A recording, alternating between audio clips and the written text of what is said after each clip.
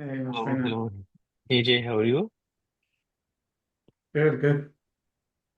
Perfect.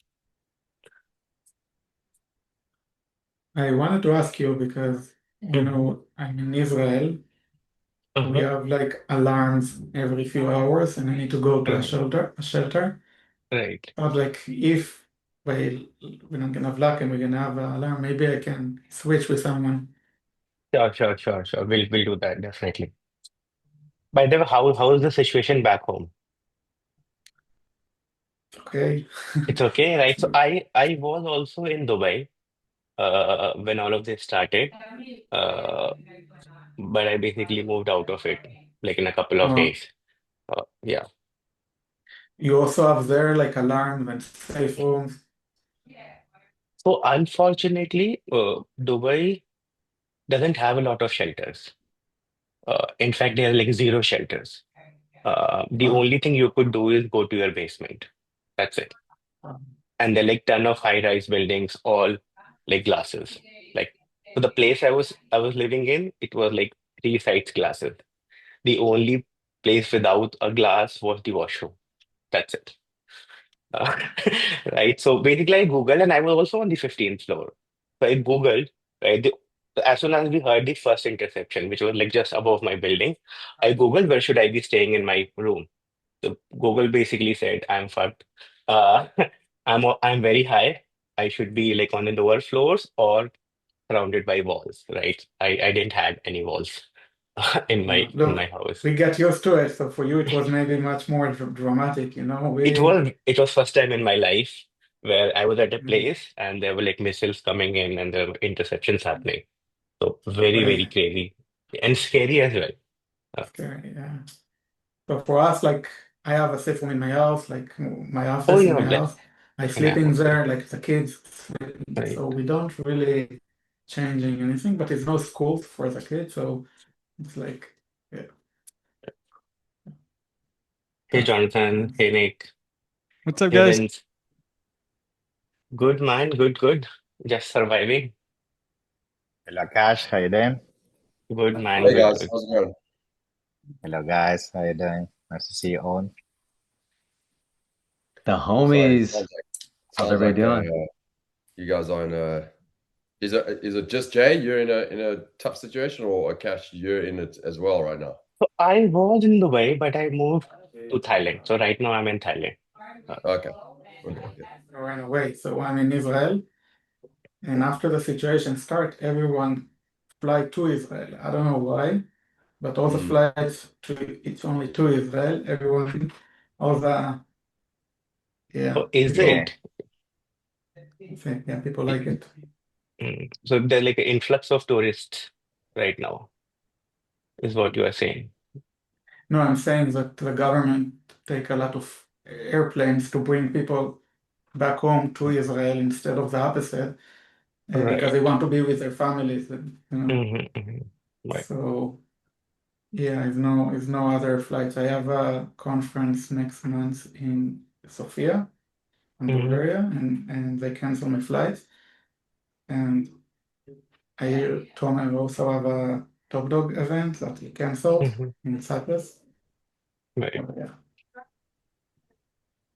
A lot Yeah. of It's a crazy bit stuff. uncertain everything. Yeah.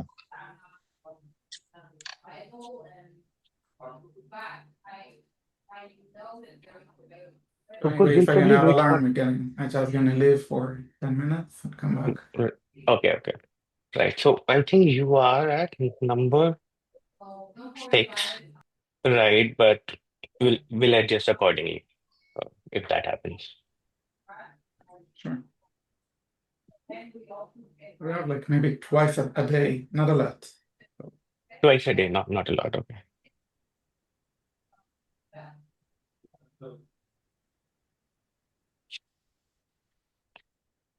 And like a funny, not a funny story, but you won't believe like I have friends in these states, right? In Bay Area, they're not even like half of them aware that US is fighting this war. Uh, they're like, they're more worried about Claude launching new features as compared to this war, basically, right? So there's Testing no one, two, more three, noise. Michael. around co-work and stuff like that. That's the crazy part. Someone going to talk today about Cloud Code? Oh, nice. Awesome. Awesome. No, I'm asking, No, is no, no, someone I'm going not. to I'm talk? not. I'm not. I'm not. I was giving an example where my friends in the States who are basically developers and like in tech, they don't care about this war. They're like, everything is fine for us. I mean, in the US, there's nothing that stop you from doing business. So regardless, you Yeah. keep pushing. Yeah.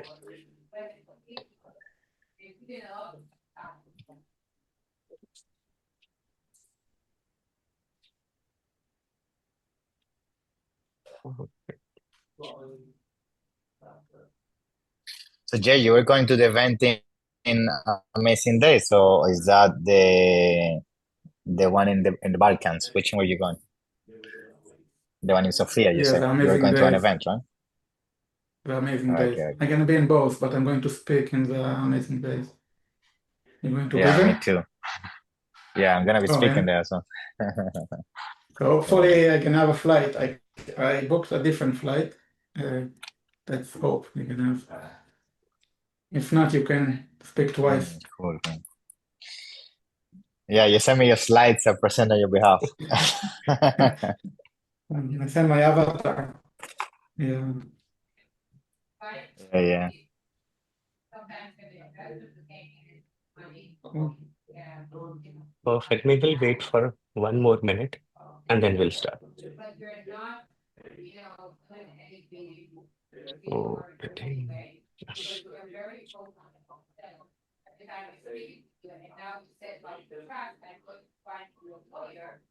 Akash, did you say the order? Sorry if I missed it.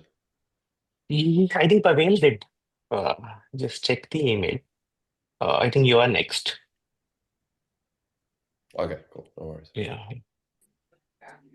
And then there's Q&A at the end, right? So we stay on till Yes, the end. and there's a Q&A. So I go first, then we have Jonathan, you, Vince. Just a question. Yeah, please. It's 10 minutes, so I can do it like a little bit more. You want to do it sooner, right? Okay. So let's make it number 2, right? And then after that we can continue in the same order. Okay, so it'll be Jay next. Yeah, we'll be Jay next. Yeah. No problem. I'll quickly start then. 1 second. Well, yeah, welcome everyone. We are super excited to host the second Beyond the Hype webinar, right? The first one was around AI, and this one is around automation. The last webinar had close to 300 people signing up, and this one has, I think, 250 people signing up uh, for the webinar. So super excited. And we do again have like a very good panel talking around automation, e-commerce, right? And my goal, or like our collective goal, is more around keeping it real, right? There's a lot of noise in the market you hear around AI automation, right? So this is webinar is more around battle tested strategies, right? The real examples where AI and automation, you can see it working. So quickly, talking about myself, SellerMate.ai, right? So I am Akash. I am one of the co-founders and CEO at SellerMate.ai. Right, I have close to 10 years of experience building software, AI software, specifically, right? So my first company, I started in 2017. It's like an AI platform for voice and contact centers. Right, I was the co-founder, CTO. We raised ton of money.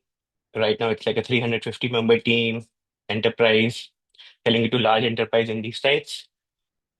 I did that for 5 years, 6 years, took like a 2 years of break, did a mini world tour, reset myself, and then because of multiple reasons, I fell into this space because I do feel this is one of the fastest growing space at this moment, right? So retail media is basically growing at 20-25% year over year. Right.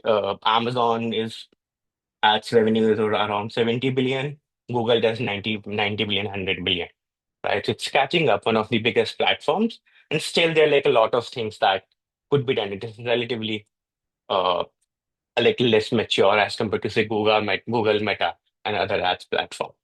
Right, and purely because it was one of the latest in the entire. Right, talking about SellerMate, we started in 2023. Right, 2024 was our first year of go-to-market. Started with a couple of agencies, started working with brands. Right, this was more of a year where we were exploring, understanding the space. Last year was a very good year for us. We ended the year with more than 20 agencies directly working with us, and with them and directly, we ended up working with more than 1,500 brands. As of now, we have more than 50 plus agencies using our platform, 2,200 brands active, right? And I was just checking the numbers the other day. We have around 22,000 Amazon accounts through agencies otherwise which have been added to our platform. So that also gives us like a lot of data to basically make a lot of this AI and analytics, automation, all of that work. Annually, we are as of now managing around 200 million in ad spend. Uh, right, this is like last 12 months. Just like a small summary about us. And the topic of today's conversation is more around automation, right? And one of the things when I talk to our clients, I talk to my friends in the ecosystem, is that people think of automation AI as more of a thing where they set it once and then they basically want it to work, right? But I do feel it's more of a cycle where you should probably start with diagnosing what the challenges are, right? And I'll walk you through from a lens of an Amazon ads spectrum, but this basically applies to any kind of automations uh, or like an AI system you want to put in place, right? So start with a step where you try to understand what the challenges are. Step two is where you set up the automation, right? And then step three is where you review the output of automation. And then you basically repeat this multiple times until you reach your result, right? So that's like a flywheel, like a framework, especially for someone who is getting into automation, getting into AI. I would definitely recommend, right? Even I think we were just talking about Cloud Code, right? So someone who starts using Cloud Code, right? My my suggestion would be just start building, right? Don't think about the end result. Don't think about how you'll use it in your basically business. It's more about understanding what the system can do. Build that understanding first, right? And then you will automatically come up with ways where you can use it in your business, right? And what are the capabilities of multiple systems? Some things are good with Claude, something OpenAI is good for. Then you have like slides, things for generating images, Nano Banana, stuff like that. So it's first like understand, learn about these systems. Then you look at your own company, do a diagnostics, set up some rules, review them, and continue that cycle multiple times, basically. Right. So as I was telling, like step one, diagnostics, right? So we at SellerMate have built like an agentic AI bot, AI agent, where which basically it has access to all of your reports, your ads reports, your seller center reports. It has access to your listing, copy, images, review, your inventory levels, BSR, heat maps. So you don't have to basically upload your files. You don't have to give it context around this is the meaning of this my file. You don't have to tell it what all various columns mean, how do they relate to each other. It basically has all the context, right? As well as what we have done is behind the scenes, we have built our own proprietary analytics engine, which integrates really well with all your LLMs like OpenAI, Claude, basically where the actual number crunching happens on our proprietary system. And then we use LLM for presentation, for reasoning, right? What this helps us doing is all the numbers we generate, right? All the reports, everything, all the numbers you see are the real calculated numbers, right? Otherwise, if you have tried using Claude, ChatGPT, a lot of time what happens is if your files are very big or if your conversation is a little longer, it starts hallucinating on numbers, right? Just try typing 2 plus 2 on ChatGPT, right? A lot of times for a lot of basic calculations, it ends up failing, but it's not built for that, right? It's built for more of a reasoning and like a presentation layer, right? So we have built a proprietary system, right? So quickly do like a quick demo, uh, right? So this is one of our demo accounts.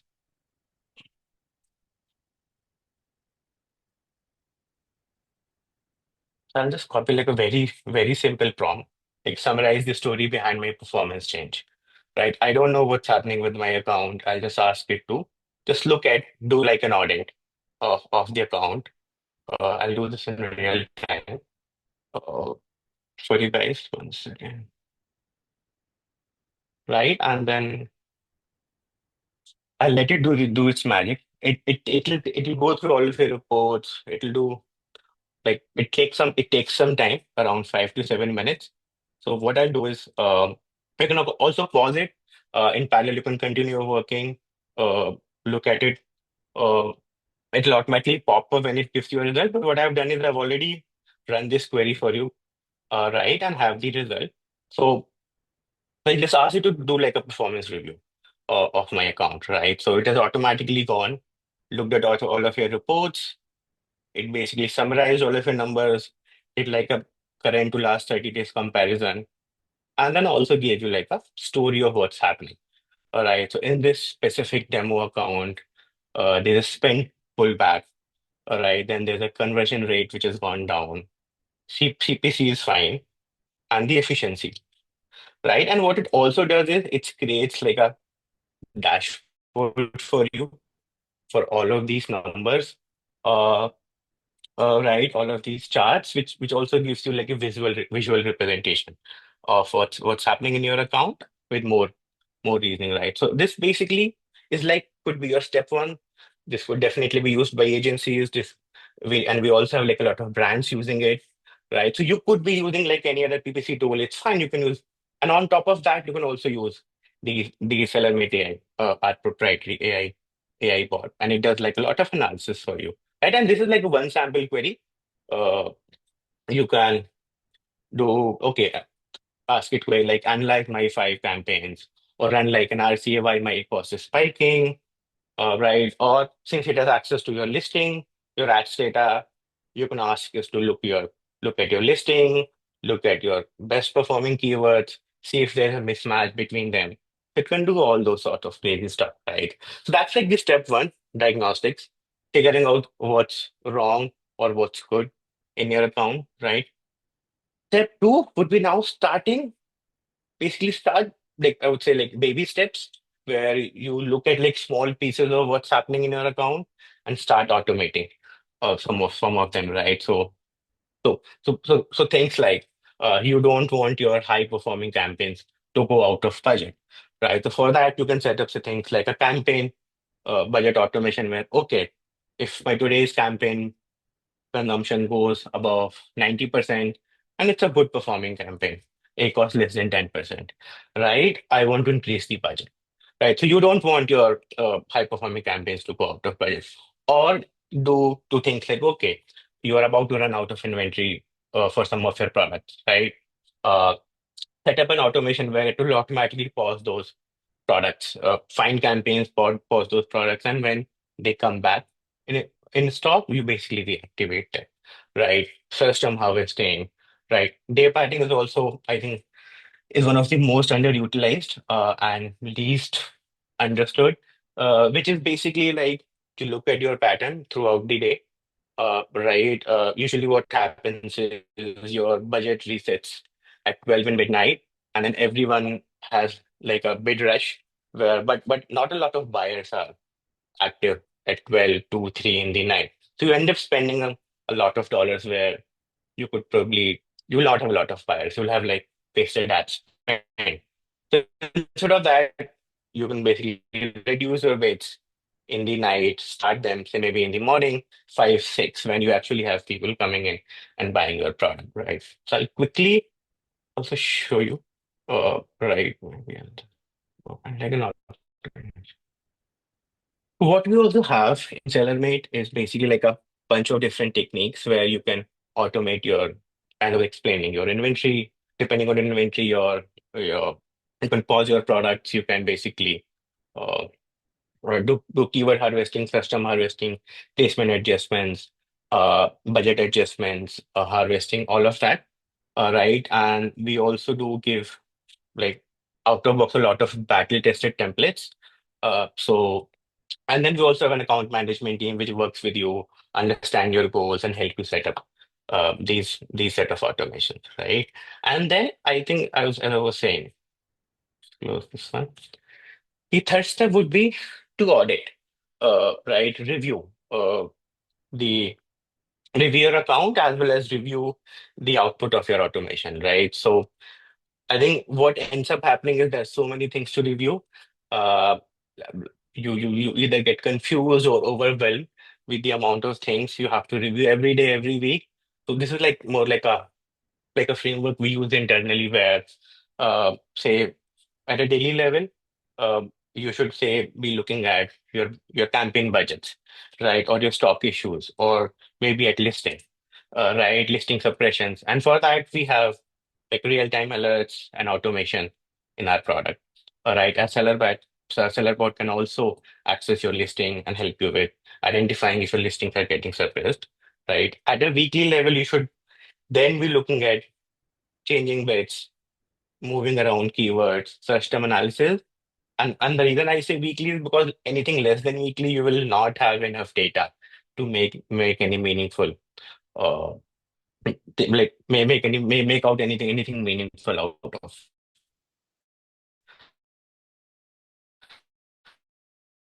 of your data. If you look at anything level, you look at a little larger things like placement optimizations or maybe like monthly reporting. So if you have clients, you would send them like a monthly report. All right. And for this, oh, 1 second. We do have like a bunch of different capabilities into the product where uh, let's quickly move this. So we have like an ads overview where all of your ad matrices by placement, by type. You can review them, you can break them by type, and you can filter all of these. Uh, if you also add your Seller Center, Wellness Center accounts with us, then we give you like a 360 view of your organic as well as your ads. Uh, Overall trends over time, things like those, and then there are a bunch of different ways. For agencies, what we have is very basically the capabilities to create their own custom reports and then share them with clients. And then we also offer like a white label solution where uh, you basically get to host on your own domain, your branding, your logo, and then you can share it with your clients. When they log in, they only see your reports with your branding and whatever you choose to share with them. So basically ends up saving a lot of time. And you can also do this with your internal stakeholders, right? Where you have your exec team, your maybe your COO, CFO, you want to show them reports, you can basically give them access to custom reports, whatever they want, right? So that's like the cycle you would want to follow, like run a diagnostics, then set up an automation, review the automation, and do that uh, a couple of times until you reach like an optimum solution. Right. So that was from my side. Hopefully, my internet didn't break. Questions, comments, anyone? Perfect. So I think we can go next. So yeah, Jay, I think maybe you go next. Right, we'll bump you up. Hey, sure, can you hear me? Yes. Let's share my screen.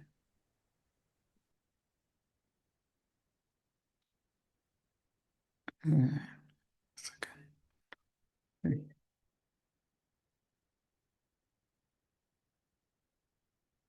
Yeah, hi, thank you. My name is Jay Margaliot. Super excited to be here. By the way, it's my birthday today, so happy to be here with you. Today we're going to talk about how to make your listing feel right. every season and every holiday. So I want to tell you a little bit like what the background. It's about Nano Banana 2 that you can basically take any image and change it to the season, like to keep the product the same, just change the vibe and whatever. Where it's stuck. And whatever I'm gonna show you today, just scan this barcode and you can have the prompts and the links, everything I share today. It's a group that I also share tips and updates for Amazon sellers, e-commerce about AI. So you're more than welcome to join. I want to say a little bit about the background, how I decided to create this prompt. So a few months ago, I created a Christmas prompt that you can take any image and change it to Christmas vibes in one click, and became very viral, and I got a lot of feedback. People used it. And then a few weeks ago, my friend Anthony Cofrancisco came to me and asked me if I can do it basically for more seasons and holidays. And I told him like, why not? And he explained me the reason behind, and I agree with him. And I'm gonna explain you later why I think it's gonna help you improve your conversion. So yeah, you can. It's gonna be in the group. I'm gonna post it right after my presentation. And if you come after, you can always find the prompts also in the description of the group. So let's dive in. So why to change the image every season? Think about the malls, like almost every store change all the store, the environment every few months. They're not doing it because they have extra budget. They're doing it because relevant sells. In the winter, people going in, like you don't want to see people with shirt, like with summer vibes holding your product. So if they're doing it, why not also us in Amazon? And also in Amazon, like Q4, everyone doing it. You can see in Amazon, everyone changing the images, Christmas tree, Santa Claus, and everything. And I also have 10 years experience selling on Amazon, Christmas, giftable items.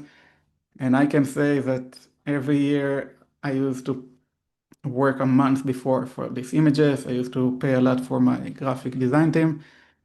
And I did saw a big difference when I changed the images. And that's why I was super excited with Nano Banana. Now you can create it in 2 minutes, almost for free.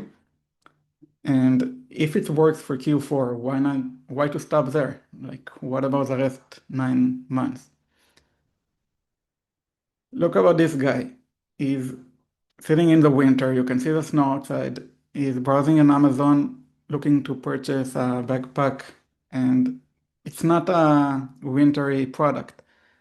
But just think about the feeling when he sees the snow, and when the listing matches the moment, something clicks.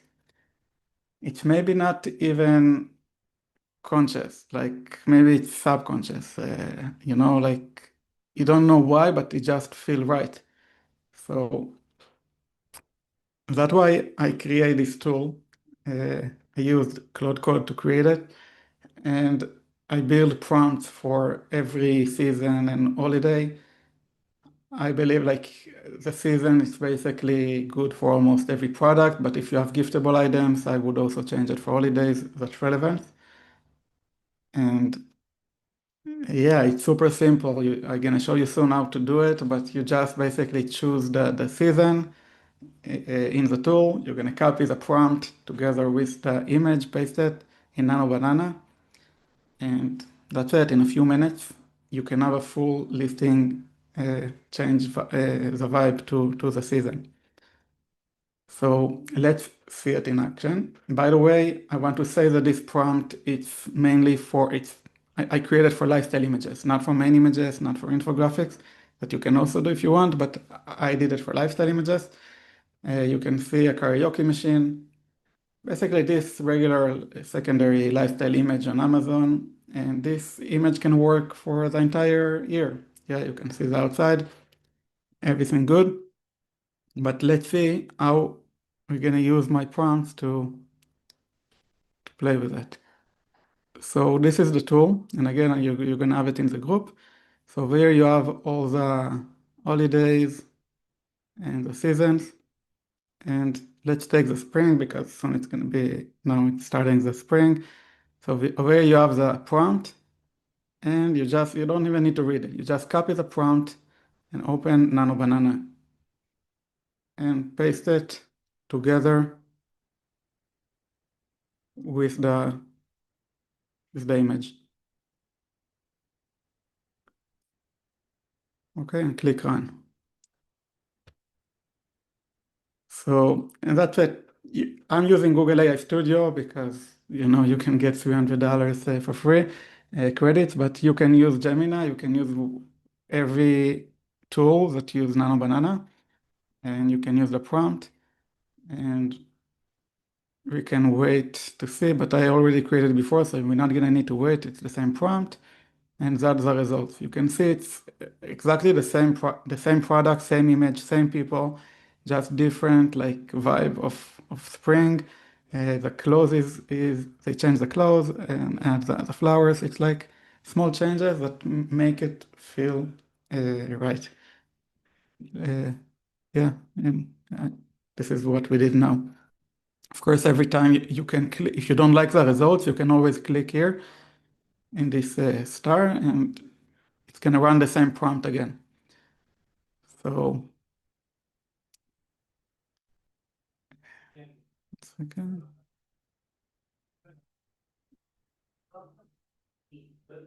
Right. Yeah. So this way exactly I did with the rest of the holidays. You can see how the product staying the same, just the background and the clothes change. The winter, and then also, and again, I said like the season images, it's probably for most products you can do it. You just like to change the feelings. But if you have a giftable item, so I would also do it before holidays that people want to purchase for this holiday. So you can do for Valentine's, you can see the flowers and the Mother's Day and Father's Day, July 4th, Halloween. And I want to say something about Halloween. Like, if you just gonna tell Nano Banana to create a Halloween style, you're gonna make it dark, scary, like a lot of pumpkins. So I build a prompt that's not gonna change everything. You don't want it to look like a postcard only about the holiday. You just want to change a little bit and make it feel better. So of course also the Christmas, you can see we have one Santa hat and the tree and the snow, and yeah, just in a good taste. So what make these prompts works? Because Nano Banana is so smart, you can just tell them a few words and you're gonna do, and maybe you're gonna have an amazing job. But I create the prompts and I test it again and again and I keep changing it. And by the way, if you're gonna have a feedback from me, I can continue and improve it. And the products say untouched because you don't want to add snow in the product or Christmas accessories cover the product. And also zero color filters. Most of the times, for example, in Halloween, it's just gonna add a orange filter in the image, or in Valentine's again and do the whole image pink. So I improve it in the prompt. Also, I was make sure not to add too much max 2 props, because you don't want, let's say we have 5 people, you don't want all of them wearing Santa hat and 5 Christmas trees. So I keep it in control. And also the clothing adapts. I make sure that, yeah, I'm changing the clothes from winter to summer, whatever, but try to keep it in the same style. It's the same person, same style, just different seasonality. So, and a few more, but it's really not gonna have time to go all the details about the prompt. And now I want to show you, if you don't want to create it one by one, I also build a super prompt that you can see it over there. You just need to copy done. You're just gonna copy the super prompt, go to GenSpark, but I also have the link. If you have if you go through this link, you're gonna have 1,000 credits for free. It's gonna be enough for a few listings. You basically just copy paste this prompt, and you can have it in one click together, like with the image, and you can have the entire 11 images in one click. I can show it to you over here. So basically, you can see I added this super prompt that you have together with the image. You're going to grab a coffee, and that's the result. You're gonna have in one click summer, fall, spring, and so on.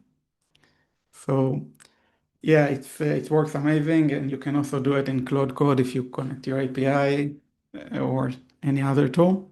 And yeah, I can tell you that if you're gonna do it, you're gonna increase your conversion by X percentage. But from my experience, is doing a lot of different in Q4, and it just makes sense, this strategy. I would love to hear feedback from you all if you're doing it.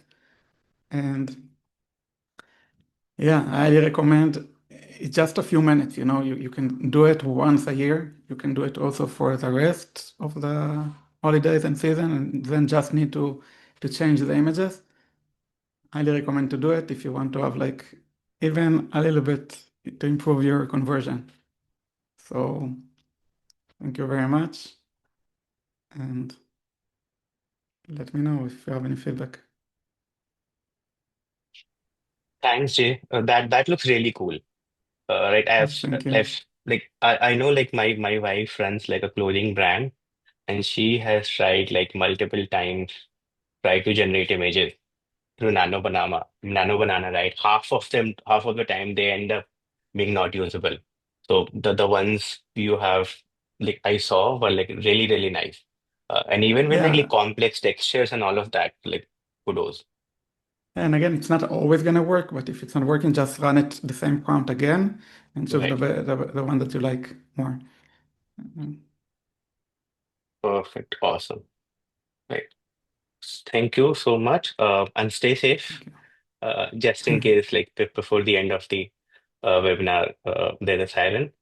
Right. So now next we have Jonathan. Uh, so you are up. Hey, thanks, Akash. Jay, that was super cool. Love the control. Like I think that's the key there, right? Is the control that you have there, which is super cool and not Or the easy. control in the prompt, you mean? Yeah, exactly. Yeah, so Thank very you. cool. Okay, guys, I'm gonna jump in here, present. Let's go. Can you guys see my screen? Yes. Okay, cool. I'm going to start a timer here. I'm going to do 10 minutes just to keep us on track. Yeah, so what I want to talk about today is, the difference between surface level AI generated content for your listings, and then, how best to use AI and this idea of structured listings and why it's critical to really have the right structured listings for Amazon's new AI algorithm, and just the importance there. I'll also give you guys an exclusive offer, 50% off our Cosmo transformation service, which I'll talk about at the end. And I'll also give you guys a link to a free optimization report. So if you want to check how well your current listing is optimized for Cosmo and for Rufus, we have an optimization report that you get 5 free downloads that you can do. So I'll give you a link to that at the end. Okay, let's jump in. So I love to start with this with an unpopular opinion. The one I have for you guys today is Amazon doesn't rank listings anymore. It recommends products it understands. And I think the important thing there is there is an intelligent algorithm. It can recommend your listing and your product, or recommend your product based on different use cases. And that's why it's really critical to have a structured listing in the right way. We call it structured engineering.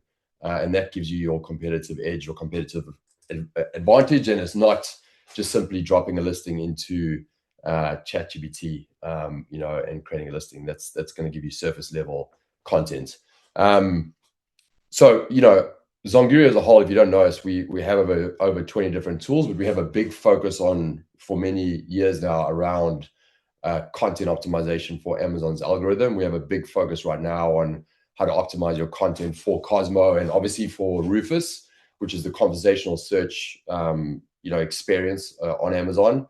It is significant. You have your typical way that you can search with a keyword, but if you use Rufus, you're joining over 250 million shoppers that are already using Rufus. So, Amazon has told us that they're expecting at least $12 billion in additional revenue just from conversational search with Rufus.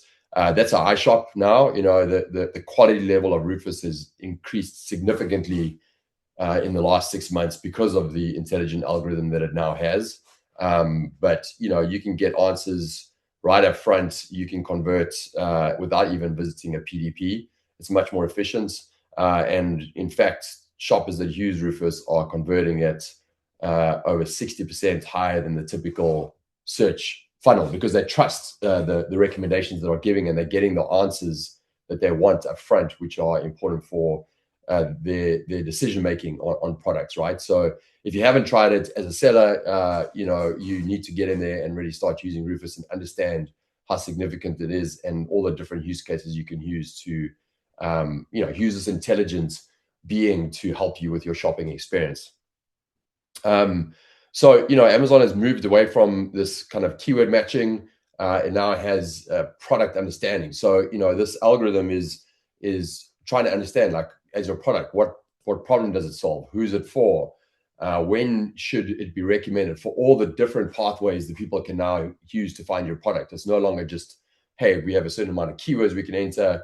There's a universe of keywords and we're going to find your product. It's all the different types of questions that now can be asked, all the different experiences that can be connected to your product, right? So it requires a structured product knowledge to be able to connect the dots, to be able to understand when to serve your product. And Amazon can make more money, and obviously you guys as well. I talked about this is obviously Cosmo, which it obviously has keyword intent based intelligence, and it can map you to the universe of keywords. But it also has the ability to connect you for the conversational search and discoverability. So much more intelligent algorithm. It has different LLMs in there. It has Anthropic. It has Amazon Nevo. It has different knowledge graphs that it needs to use to match your product. It uses systems like RAG, which are very important in LLMs, to retrieve live data and make decisions around what to serve based on the use case that it's being presented to through a question or a prompt through Rufus. This is one of the most important things that Amazon gave in its own white paper, which is how you can use your content to send the right signals to Cosmo so that you appear in Rufus conversations, right? And it's things like in your content is naturally answering things around, like, how is your product used? What's the function? Are there events or activities that it's used for? Are there locations? These are kind of really important things that if you can answer them, it's going to use that knowledge graph to then say, okay, well, these are the most relevant situations, and we can then surface your product. One of the ones that we see a lot that are actually missing from listings is used with, which is the co-buy coefficient, or the complementary one, which is really important to Amazon as well, which is like, if I have an espresso maker, people who are searching for and looking for coffee beans or for espresso cups, my co-buy connection to my espresso maker is important, because then Rufus will say, hey, if someone's searching for espresso beans, it might be good to surface, that, hey, this is a good espresso maker that goes well with these coffee beans, etc. Right? So the co-buy is really important. And if you can send that right signal to Cosmo, you therefore have the ability to potentially surface in a lot more recommendations through that conversational search. What are the things that go into this product knowledge graph? It is obviously your listing content, including images, right? It uses that in a signal capacity, attributes, backend search terms, etc. The product catalog, there's a lot of LLM learning around the product catalog and connecting the dots between different types of products. Customer reviews for sure.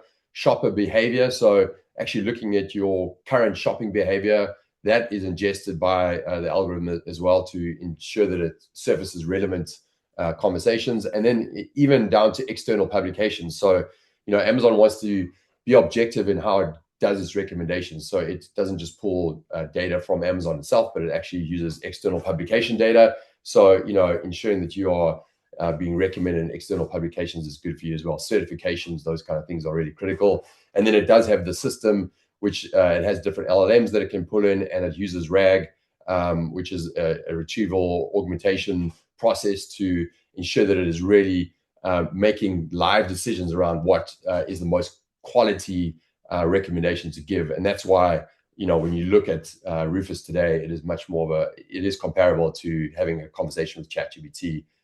You'll get some really good recommendations as you go through that, and it's a quality experience, right? So that's just kind of giving you some of the sense of the things that go into the system, this intelligent being. And I think the next point I want to make here, as we kind of get into this idea of structured engineering, when you create a listing, you have to have the knowledge graph mapping. But if you're using AI to create that, how can you use AI in the best way possible, right? And how do you use it in the best way possible? The way I can explain it is, if you go and hire 2 creative people, you hire one creative designer to create a listing for you and to create your images, and they come back and they say, hey, I kind of looked at it, I used ChatGPT, here's your listing, it's got the right keywords, here's the images, it pretty much reads well, here's the solution, right? That's one solution that you get, but I think there would probably be a lot of uncertainty and some questions around how well that is optimized, versus a creative strategist, which would come to you and say, hey, you've given me the brief, I've gone ahead and I've actually studied your brand voice, I've tried to understand what your brand strategy is, your tonality. I've tried to really understand your positioning. What are all your competitors talking about? What are the commonalities that your competitors are talking about? And how are you different? What is your unique selling proposition? How do you stand out from your competitors? What are customers actually really wanting? I've done an analysis of the top reviews and understood what really connects with customers on an emotional level, and what do they want to actually hear in a listing, right? I understand who your target audience is. So I've done all of that research, and I've presented your copy in a way that actually truly is written in a way that helps to convert customers, and it has this deep knowledge mapping that I've actually got from Amazon's white papers in terms of exactly how to map the listing.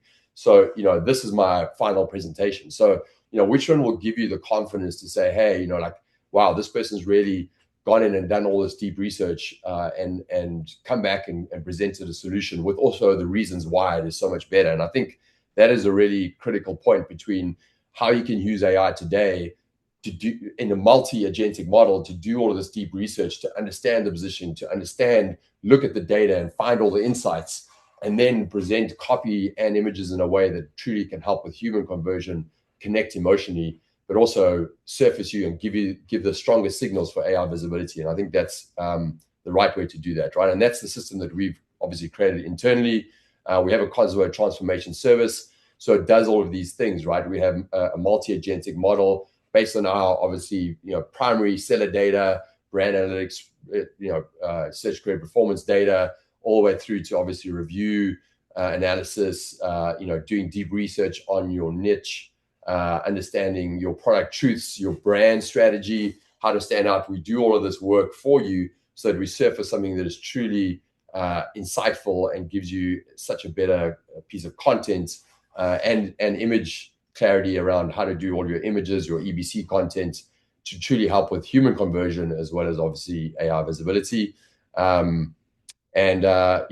We get results like this. So, we track every single listing that we've done. We're seeing, it's interesting how to track visibility with Rufus, but at a high level, understanding the improvements in session percentages, how much more visibility are you getting, improvements in conversion rate and niche rank are important. You'll start to see that expanding visibility happen and discoverability as you ensure that you're sending the right signals, obviously, to the algorithm, as well as the ability to convert those customers, because you're connecting in a much better way because you've done all that deep research.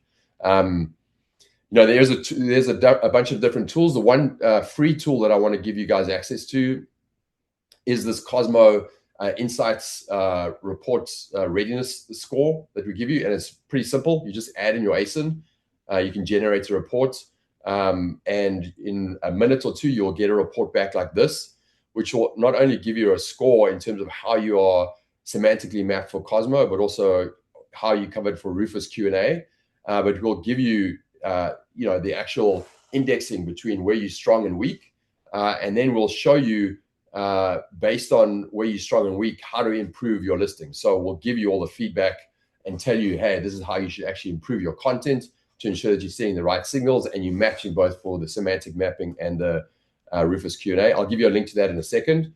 And then also on the Cosmo Transformation Service, there's a process you go through. There's the ability to teach the agents around your brand, but it's also going to surface back insights and product attributes that you can validate. So there's a stepped approach, but you will get your full content and your image recommendations, and not only what you should be putting into your content, but we give you the reasons why. So we'll give you, hey, how is your features, your features and benefits evolved from just ingredients that you've pasted in your listing to linking on an emotional level with your true target audience and who that target audience is. We give you your mapping coverage. We give you your A9 coverage. We give you a bunch of things. So you can actually see, as you read through the report, you can understand how this is mapped and give you guys the confidence that you are actually putting out the best listing. And then we do the same on the image side. So we'll give you exactly the carousel order, what the images should be, what your copy overlay should be, what your technical mapping should be on the back end, and give you the best shot at getting the most visibility with the algorithm, and obviously the best shot at human conversion. So that's it for today. I want to share both of those links with you. This is the first one. So if you go to zonguru.link/CosmoRS, it's just a page. You put in your email address, you'll get access to those 5 free reports, and you can run those on your current ASINs to really understand how well are you optimized for the latest algorithm. And then if you guys want to access the Cosmo transformation, we're giving you 50% off. You will literally see the ROI on this within the first day. We see that day in and day out with the reports that are done, and we'll be doing this now for close on over 6 months with clients. Just go to zonguru.link/Cosmo50. You get that exclusive offer, 50% off, and go through a Cosmo transformation and look at the insights you get on how to connect better with your customers, improve your human conversion, and then secondly, map better for AI visibility, and get access to those 250 million plus customers who are searching in Rufus, and improve your sessions and obviously your rank and your revenue. So I hope that helps, guys. And if you have any questions, I'll be here and I'll be available for the Q&A at the end as well. Cheers. Perfect. Thanks, Jonathan. That looked really, really great. Right. And I think, as you said, Amazon is predicting 20% of their ads revenue to start coming from Rufus, right? So we can potentially translate that to 20% of any seller's revenue would potentially start coming from Rufus very soon. Perfect. So next we have Vince, and he'll talk about how to leverage AMC to rank your products on Amazon. Hello, Akash. How you doing? Yeah. Thank you for the Good. opportunity. Very good presentation, Jonathan. Actually, I think that's a very good, intro to what I'm going to be speaking next. I think everything around Cosmo at the end of the day summarized to one point, which is really reverse engineer who your consumer is, from the perspective of an avatar, of an audience. And that's what my today presentation is going to be all about. We're going to be going deep into how you can leverage Amazon Marketing Cloud to really understand who your consumer is, how you can leverage that with traditional advertising to push for ranking, to push for revenue, and more importantly, how you can put the icing on the cake with DSP to create the full funnel that I feel most sellers out there haven't been able to maximize yet. So I'm going to share my screen, and you guys should start seeing my presentation right now, right? that right? Yes, we can see you. Awesome. Cool.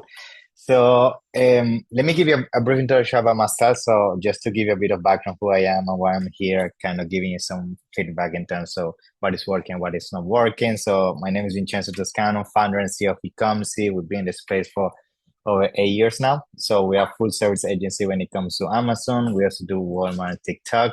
And to date, we have worked with over 1,000 brands. We have a very global team when it comes to really helping brands, not only focusing on major markets such as the US and the UK, but going to markets such as Amazon Japan, Amazon Australia, Amazon Brazil, Amazon Mexico.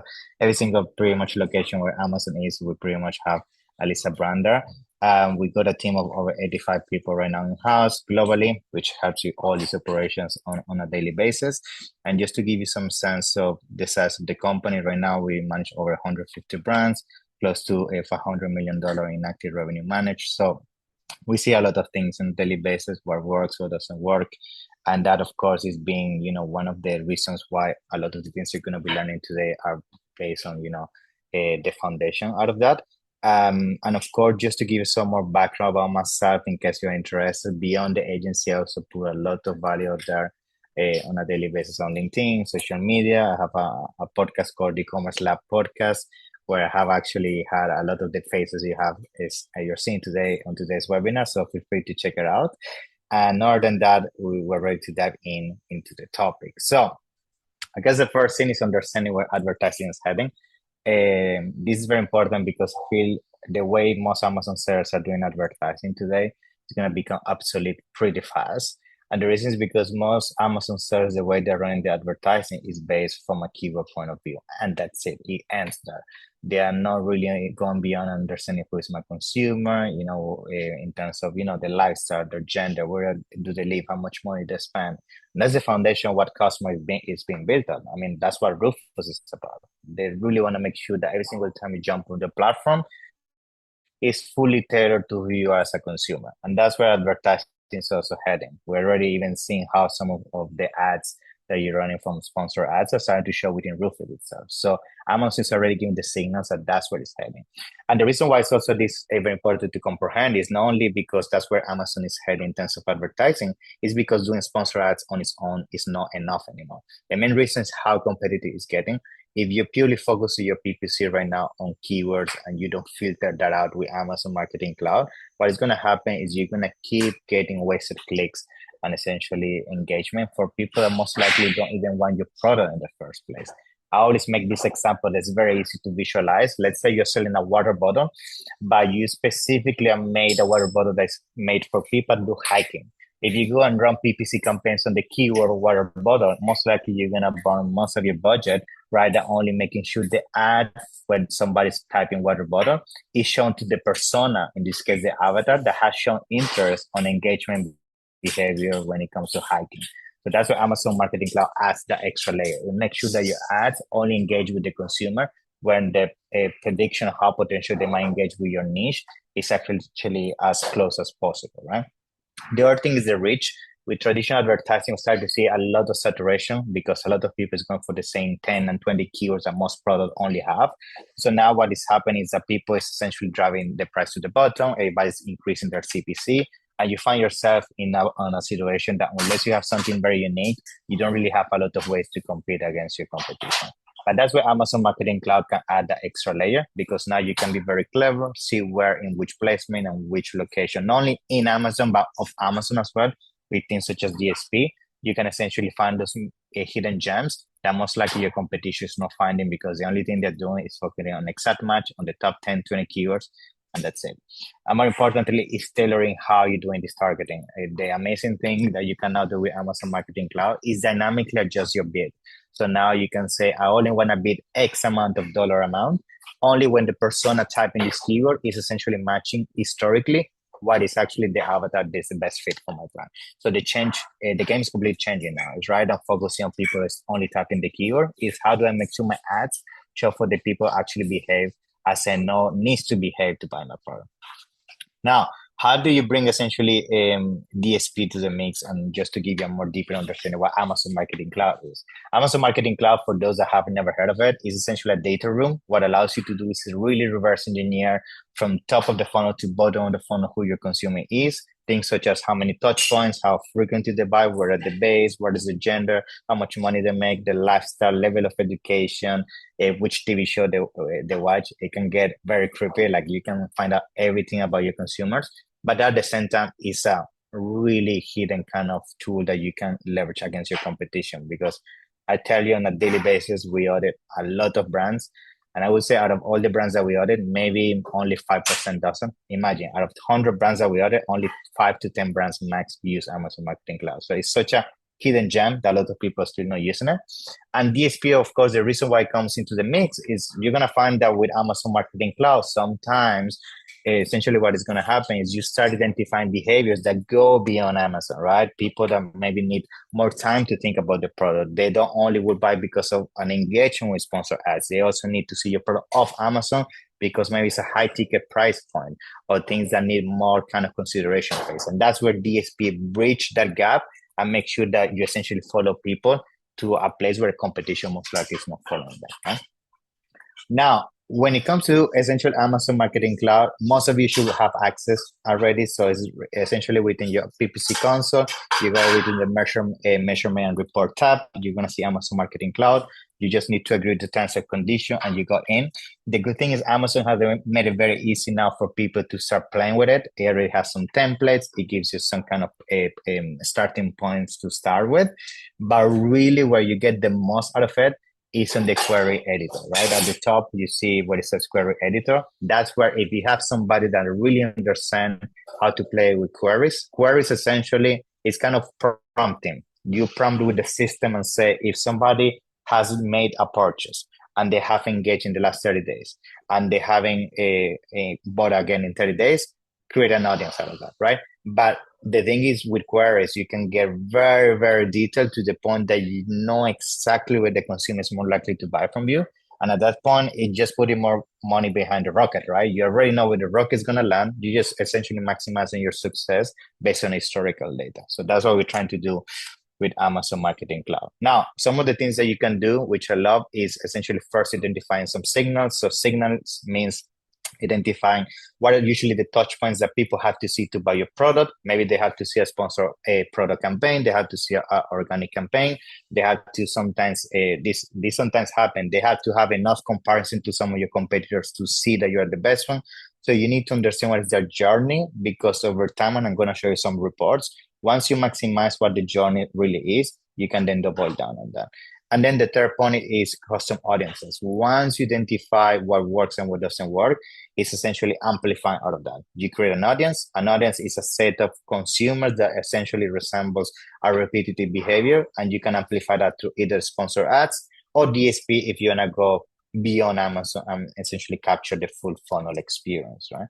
So this is the query kind of dashboard in here. As you can see on the left-hand side, Amazon gives you some kind of inputs that you can put within the queries. Again, for most of you, this can get very complex very fast. So I would recommend you start with some of the audiences or the templates that Amazon gives you. You can even kind of prompt on the new prompt functionality that Amazon gives you to create some of the queries. But the reality is, if you have somebody or a partner that can do the custom queries for you, that's really what's going to put you on the 1%. Because again, most people don't have the time, don't have the knowledge, and don't have the bandwidth to really leverage this kind of tech as of now. Because again, I see it on a daily basis, and it's such a hidden opportunity, to be honest. These are some of the templates I was talking to you about. So again, you can create some audiences already that Amazon gives you. So for those that don't have the time or the knowledge to do into the query, start playing with some of these. Again, don't go too crazy and test all of them at once, because then you kind of defeat the purpose of this exercise. You need to test certain things for at least 2-3 weeks, see if there is some behavior that really gives you the outcome that you want, and keep split testing out of that. But based on who you know your brand, your consumer is, if seasonality, if you want to focus on people that have certain engagement outside of Amazon, if it has to do with, for example, different touch points, you're going to find some of those templates here that you can start using. Now, this is a good case study I keep bringing back. Like, one of the things you're going to find with Amazon Marketing Cloud that works for a lot of you you have products that essentially break the tendency of what you see in your niche. This is a brand that the average price point was between $100 to $200. And essentially what we found is that most products on this niche were selling between $20 to $40 max. So we're pretty much 3x the price point. But we know why we're more expensive. We have a unique IP, we have unique tech, we have unique materials. But at the end of the day, people on Amazon are heavily driven by price. So of course, if we go on the main keywords, we're always going to lose in conversion, even on the first impression instance. So what we do now with Amazon Marketing Cloud, we do something as simple as creating audiences that Amazon knows is focused around what is called high spenders. This is essentially Amazon knows when a person is categorized as a high spender because they tend to spend higher ticket in terms of orders compared to traditional consumers. So now all our PPC is focused on those kind of consumers. And just by doing something as simple as that, we significantly improve our conversion and our new to brand metrics, right? So a significant uplift just by doing something like that. Here, for example, is another example of how we essentially use Amazon Marketing Cloud to create a huge shift.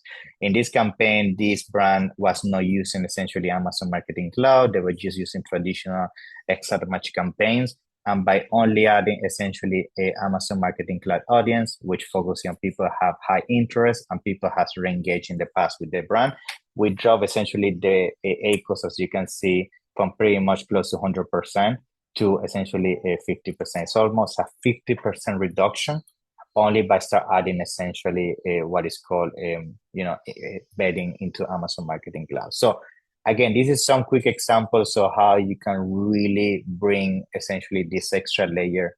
Like it's like a mesh at the end of the day. You have all this traffic coming at you. Amazon Marketing Cloud becomes a mesh, and you make sure that nothing goes through it unless it's the right size, which in this case is the perfect avatar.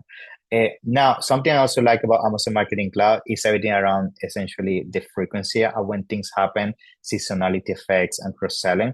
So we have a lot of situations that sometimes we struggle to understand, okay, when certain products sell the best during Prime Day, or what kind of products are bought in correlation with other products, or what kind of a repeat purchase behavior we need to identify.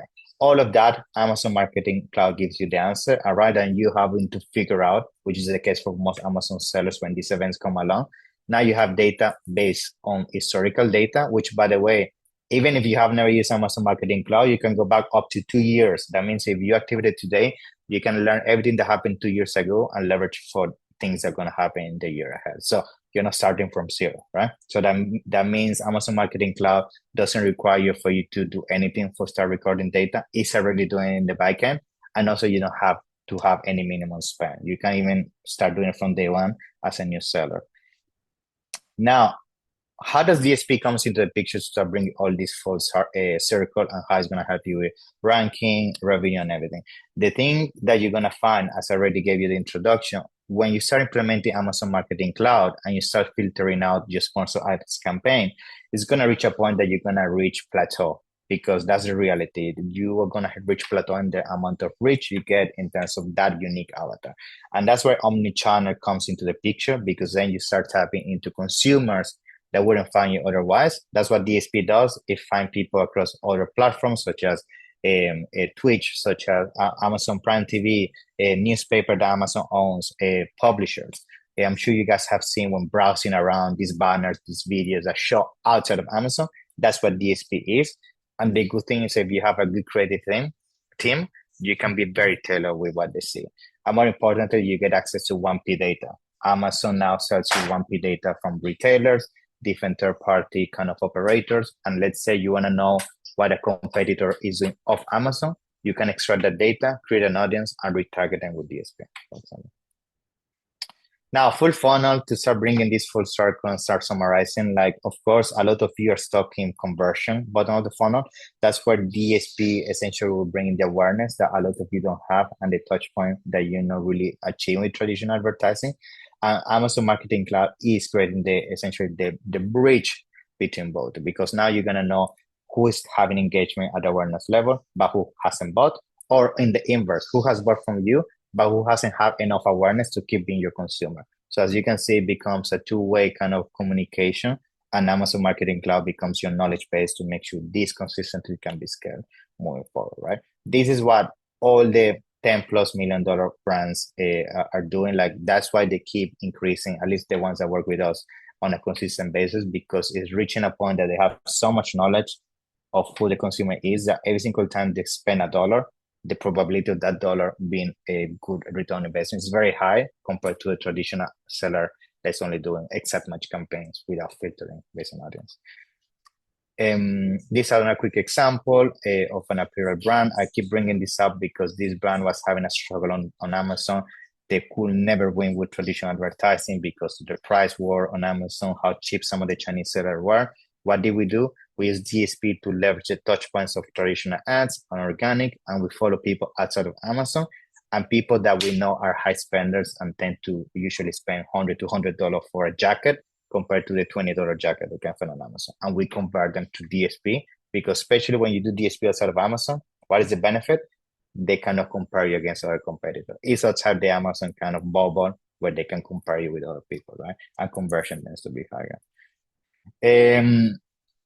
Now, final things, I don't know if you guys are aware of this, but with Amazon Marketing Cloud, you can essentially do what is called geo-targeting, right?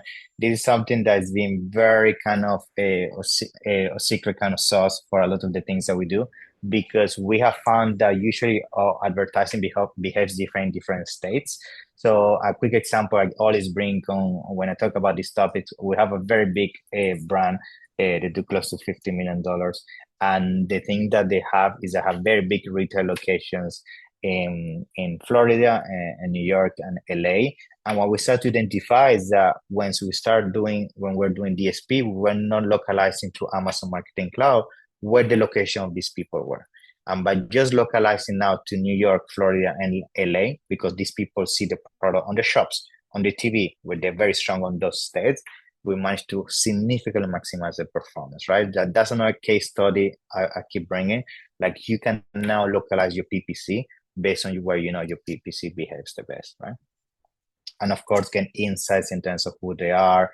You have to be mindful that products tend to behave different from state to state because they sort things such as the weather, political reasons, economic reasons. There's so many more things. And once you understand which are the location where you behave the best, you can use Amazon Marketing Cloud to limit the exposure to where you know you can make the most money. Okay? Now, the final thing is measuring success. And I'm going to conclude with this because a lot of you might ask me, okay, definitely Amazon Marketing Cloud is a go. I will understand my consumer. I will create my audiences. I bring DSP to bring all this full funnel experience to leverage what already I'm doing with sponsor ads, but go beyond Amazon.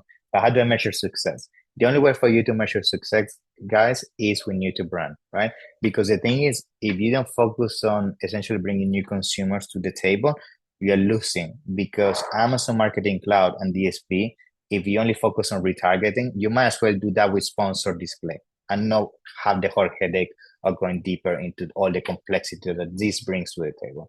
DSP and Amazon Marketing Cloud can give you access to placements and audiences that you wouldn't have otherwise. And that's where really you need to put most of the focus, right? Here's a quick example of a client, right? So for example, for this client, he really wanted to understand how DSP in this example was bringing a new to brand metrics. In this specific example, he's spending around $1 million on advertising on a monthly basis. And we really needed to understand, okay, how do we make sure that every single time we spend money, first of all, we are converting the highest, but more importantly, we're bringing the highest kind of new to brand metrics, right? And you can see on this table on the right-hand side, especially for those that are interested in DSP, you can see how DSP along in a lot of instances, when it was a specific touch point, like SP sponsor pro, DSP, sponsor display, display, is generating new to brand metrics. So again, it's very powerful. And of course, this is all thanks to Amazon Marketing Cloud, but you can see just by using essentially the leverage of DSP as a touch point, how we have a big section of our revenue out of 6 million, 4 million is people have never seen a brand before. That means we are actually not increasing our revenue, but we are increasing our dominance, right? Awesome. So final thing is in terms of how to extract this data. So again, this can only be done with Amazon Marketing Cloud. Again, you can do this through queries. That's something that if you work with partners like ourselves, you can achieve it. Or of course, you can try to extrapolate yourself with the prompting solution. But again, The only way you're going to figure out something like the report already show you is by essentially understanding who your consumer is and where the touch points essentially have driven all the revenue you're looking for, right? And finally, best practices. So the first one is Amazon Marketing Cloud become really not beneficial if you don't focus on custom audiences. A lot of people only use it for analysis purposes, like they only want to know what is happening from a touchpoint perspective, but they never use that history to create an audience. So that's a must. You need to create an audience, people that have bought from you, people have abandoned the cart, people have re-engaged certain touchpoints, and then of course leverage that through traditional advertising. Then you have essentially leveraging external traffic. A lot of people now is doing TikTok, is doing influencer marketing, email marketing, and all of that. Make sure you capture that data. Why are you spending $5,000-$10,000 on influencers, driving all this traffic to Amazon to have a small boost? And then what about the knowledge of who these people are? That's what you can do with Amazon Marketing Cloud. You capture the knowledge, create an audience, and create what is called lookalike audiences to re-engage with them, right? Or follow them with DSP, for example. Final thing is understanding frequency. All of you guys that do supplements, consumables, or things that have a recurrent purchase behavior, this is your best friend. You don't need to guess anymore what is the frequency, what you need to do to follow up with them. Amazon Marketing Cloud will give you essentially all the answers from A to Z. And finally is the most important thing is understanding that the real goal here, guys, when it comes to really maximizing all of this, is creating the full funnel impact, right? The reason why this is very important is, as we've already been seeing in some of the presentation, Cosmo, Rufus is the center of attention for Amazon.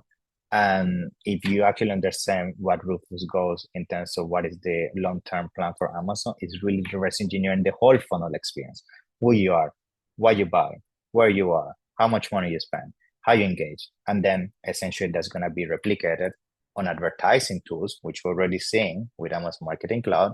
And if you stay only doing keyword targeting, guys, you're going to be left behind. That's a reality, okay? So very important, get on top of this trend, at least start playing with it.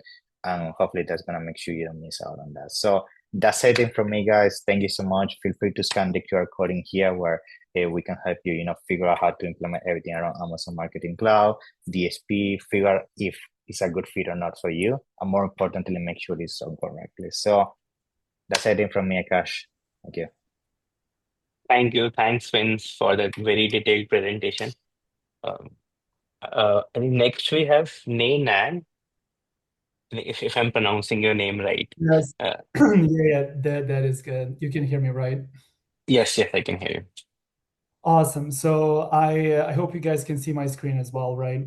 Yeah. So thanks everyone for joining. My name is Nenad, and I am the CEO at the SaleSurf Growth.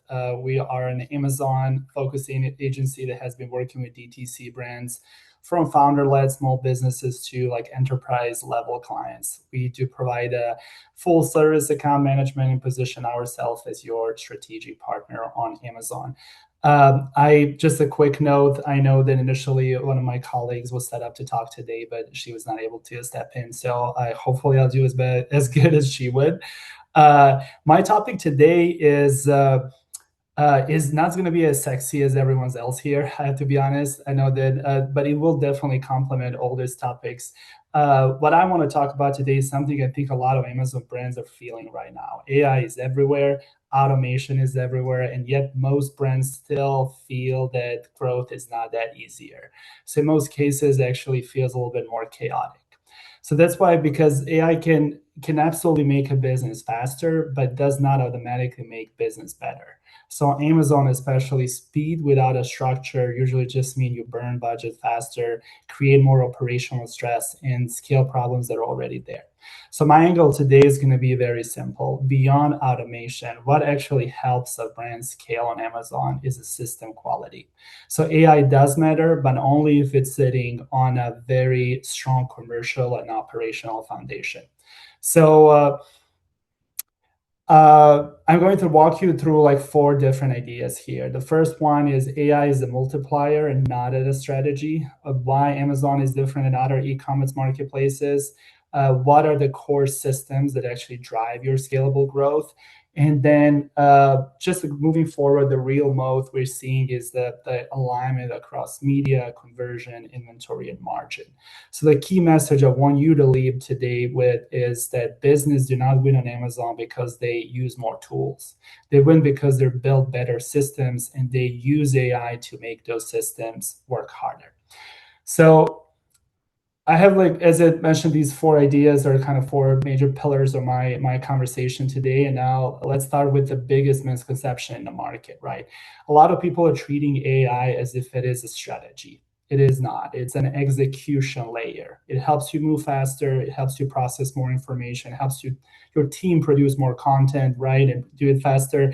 But what it cannot do is make the core strategic decisions for your business. AI cannot decide where your brand should compete, where should not compete, whether you have a PDP that actually deserves a click that you pay for, cannot fix your weak positioning on a market or within the niche, or cannot fix your poor pricing architecture. So, and all that matters more than Amazon, because Amazon is not a neutral platform. It's a marketplace. As we know, it's driven by the signals, right? If the signals you feed into a system are weak, automation simply amplifies those weaknesses, right? So very simple example to illustrate this is if your conversion rate is poor and you layer aggressively add automation on top, you do not get efficient growth, right? You just get faster wasted spend. So you buy more traffic into a bad retail experience. But if the conversion is strong, your catalog is structured correctly in terms of parentage and variations, your campaigns are mapped out logically, and your economics are sound, then AI becomes incredibly powerful.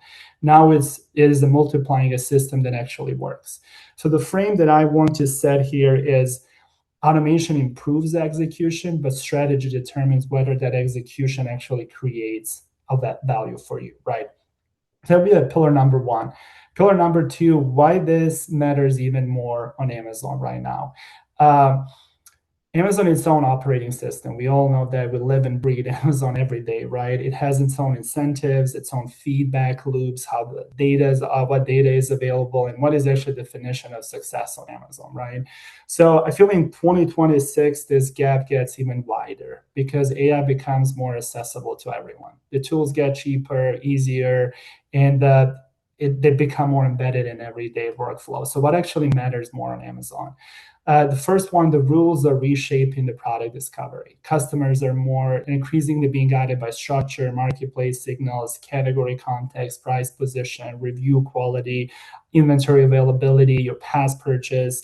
So if these retail fundamentals are weak, the better prompts will not rescue that. The second, seller tools are becoming more agentic. So they're being available to all the sellers. So everyone is kind of like the play field is getting more even. So everyone has the same competitive advantage, right? But it's not, that also means that like execution just becomes more commodity in that situation. And then advertising is already being optimized in real time. So the more platform does automatically, the less advantage there is in just like a regular button pushing. So the brands that win are not the ones that are the most dashboard or the most AI subscriptions. Those are the ones that have the cleanest inputs, the clearest positioning on a marketplace, and the strongest connection between retail, media, and operations. That's why this conversation matters more on Amazon than anywhere else. Going into the next pillar, when people talk about growth on Amazon, they often jump into tactics, right? Like how to manage your advertising, how to do your creative testing, how keywords play in this whole system, how the coupons, promotions, PDP. But the real unit of scale is not the tactic itself. It's actually a system. From our perspective, Amazon is built on 3 systems that actually work together. The first one is a conversion system. This includes your PDP quality, review velocity, pricing consistency. In simple terms, when the traffic lands on your page, does that page convert?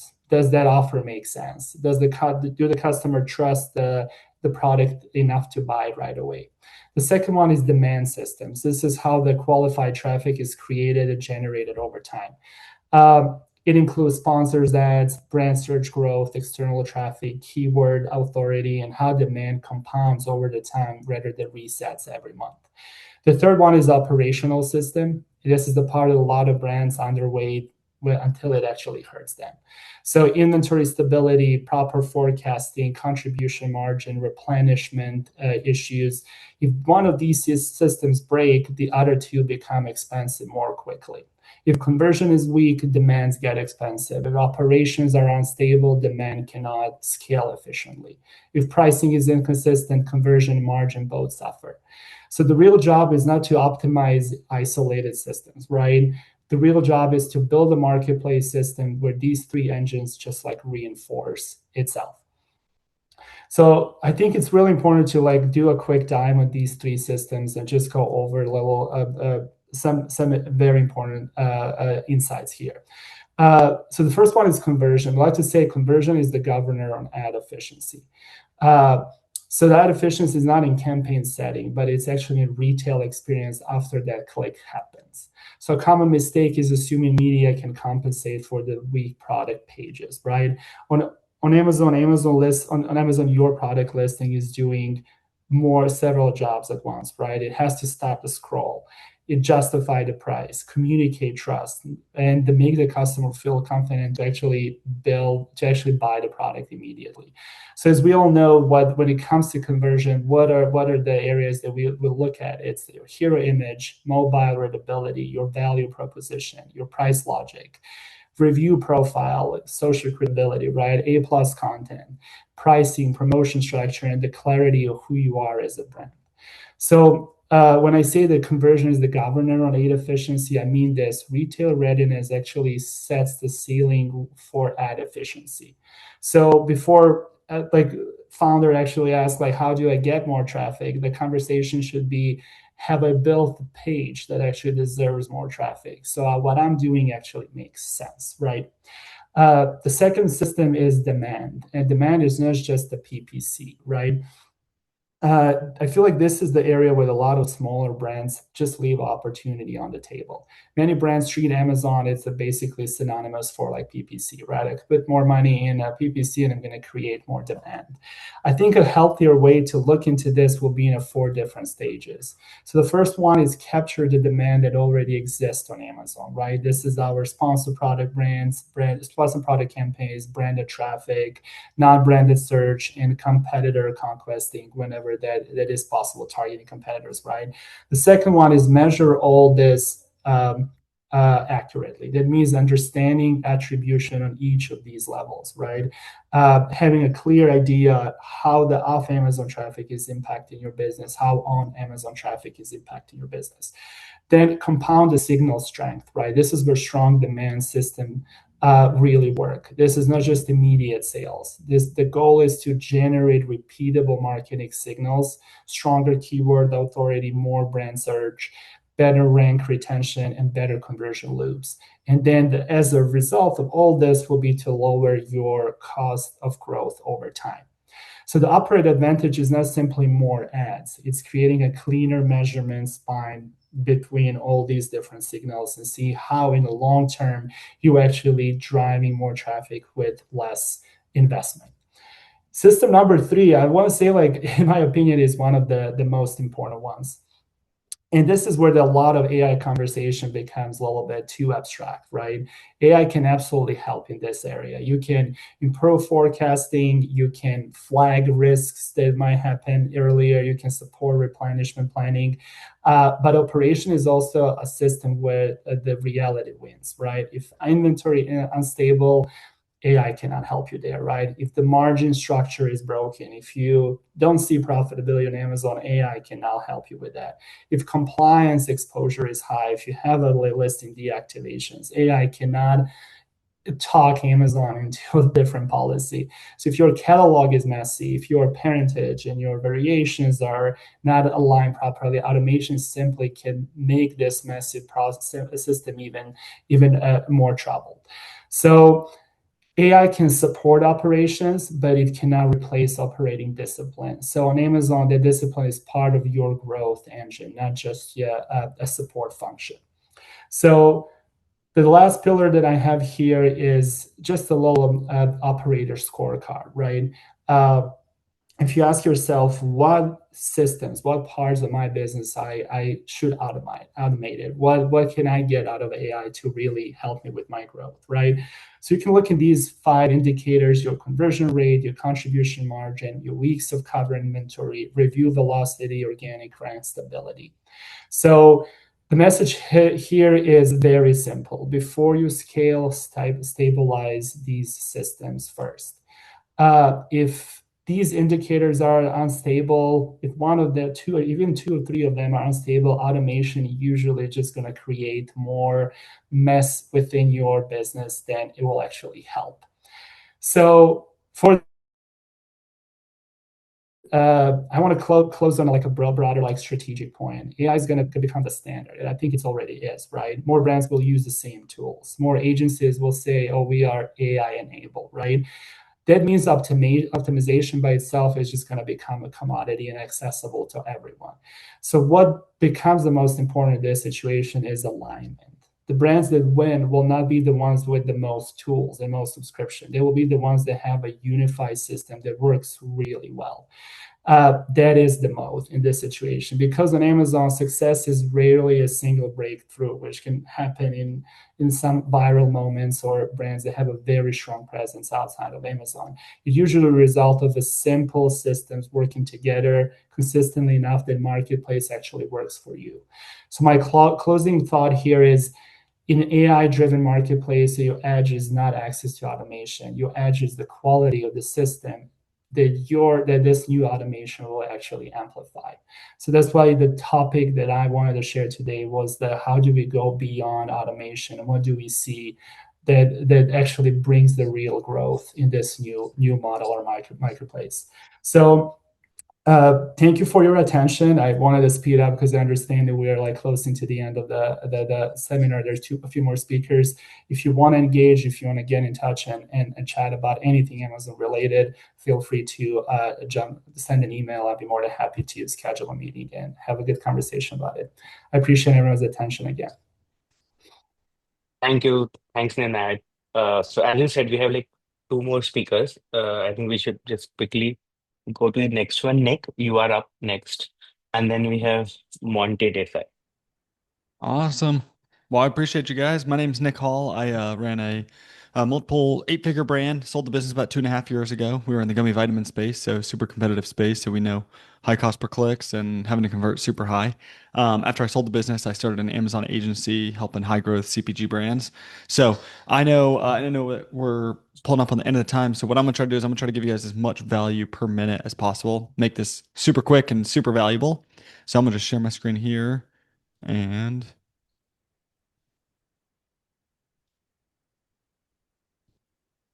oh, is this sharing the right screen? No. We can see your desktop, not the presentation. All right, let's go here. Wrong one. Here we go. I think this is it. You guys able to see this website? Yes. Awesome. All right, here we go. All right, I'm gonna give you guys 3 tools, and just to be real frank on all this stuff, one of them is gonna be a campaign builder. Okay, I have not found a tool that does a really good job of the campaign builder to make this really quick. The second one I'm gonna give you guys is a harvesting tool. When you guys start doing stuff in phrase, broad, auto campaigns, it's gonna go ahead and give you the exact layout of how we set things up. You're gonna adjust the campaign, and the last one I'm gonna give you is an audit with a data dive download. So if you guys use data dive, you can add this stuff in right away, and it'll give you some good stuff. So typical way that you go about building your campaigns, going into Amazon and click and create campaign, change the campaign name. It takes whatever 4 or 5 minutes per campaign that you're creating. Makes it really difficult. One of the most important things that you hear people talk about with building these campaigns is making sure that the nomenclature is correct, that you have all the right pieces to it, that you keep the consistency with it. So right here, what you're going to do is you're going to go ahead and put in, I'm going to just put test brand, test right here. Down here, you're going to see how its actually name is previewed. And then you're going to be able to go through the details. If you want to add a portfolio ID, you can add that. You can choose your daily budget, choose the amount that you want to do, the default ad bid. We're going to keep all this the same just for the sake of time here. You can also choose, hey, I want to go ahead and do exact and phrase, and I can do either single keyword or I can do multi-keyword. I like doing single keyword for a lot of the big terms. And so let's just say it's SKU 1, 2, 3. I'm just going to do this one. We can also do individual auto campaigns on. You can adjust the bids based on this. For the sake of time, I'm not going to do that. And what we can do is we're going to go through and I'm going to pull up a list of keywords that we can go ahead and launch.